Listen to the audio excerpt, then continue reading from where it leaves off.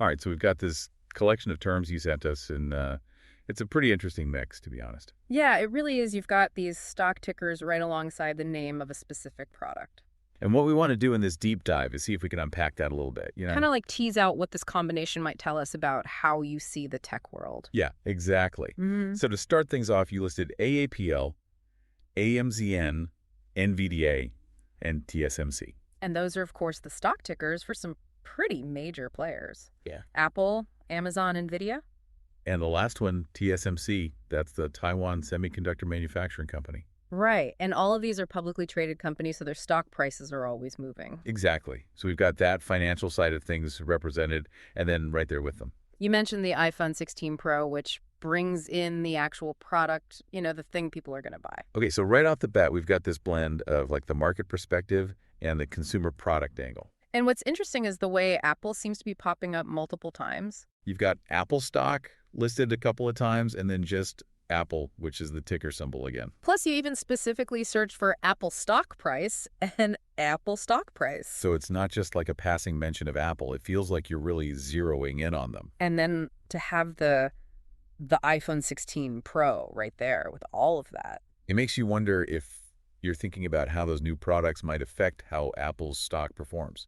For a company like Apple, those product releases are huge events. Wow. They really drive investor sentiment. Exactly. Like everyone's waiting to see how the new iPhone is received, how well it sells. And that anticipation and that reaction, that all gets factored into the stock price. So your interest here could be reflecting that you understand that whole cycle, the product and the financial link. Absolutely.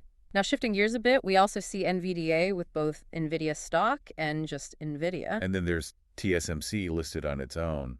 These feel kind of different from Apple and Amazon, don't they? Oh, yeah, definitely. I mean, Apple, Amazon, they're these big consumer brands. Everyone knows them. You shop on Amazon, you use an iPhone. It's very direct. Whereas NVIDIA and TSMC, they're more behind the scenes. They're not making products you necessarily hold in your hand every day. Right, but they're essential to so much of the technology we use. So NVIDIA, for example, they're a powerhouse in AI and high-performance computing. They make the graphics cards that gamers love and that are also crucial for data centers and artificial intelligence. Exactly. And then you've got TSMC, which is the world's leading manufacturer of advanced chips. Those tiny little chips that are the brains of our smartphones, our computers, so many devices. It's pretty remarkable.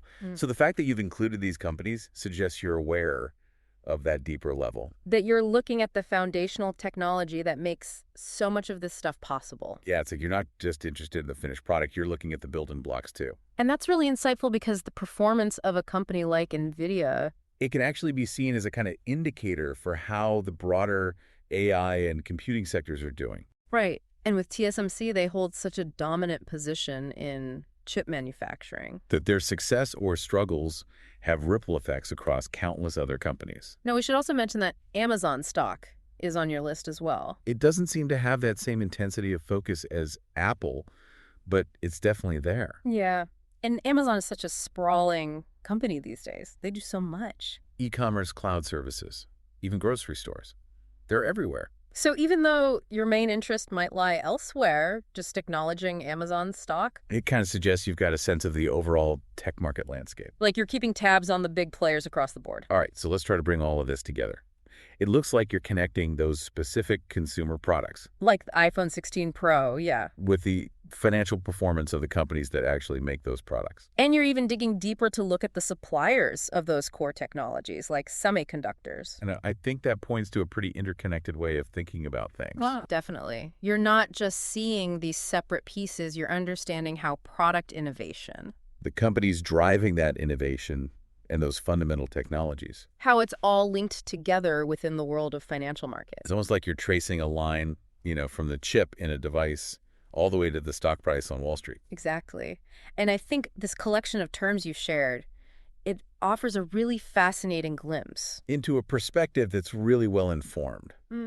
Someone who appreciates both those end products. The stuff we use every day, and then also the complex technological and financial systems that make it all happen. So the key takeaway here is that your interests span from those gadgets we use every day to the financial and technological powerhouses behind them, with a particular focus on Apple and that vital semiconductor industry. And something to think about. Yeah. How does keeping track of both those consumer products and those underlying technology providers? How does that give you a richer more complete understanding of the tech landscape. And how it's constantly evolving and what all the financial implications of that are. Some food for thought as you continue to explore this fascinating world. Definitely. It's all connected. Today is your lucky day. Today is the day that our $3 website works for you, paying you directly to your PayPal daily.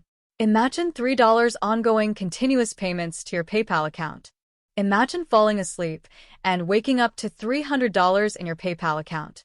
How would this make you feel? How could this help you? What bills could you pay? What kind of fun could you have? What does that retirement look like now? All for a one-time payment of $3. This website is DFY done for you, fully built and completely hosted, and never stops collecting payments for you.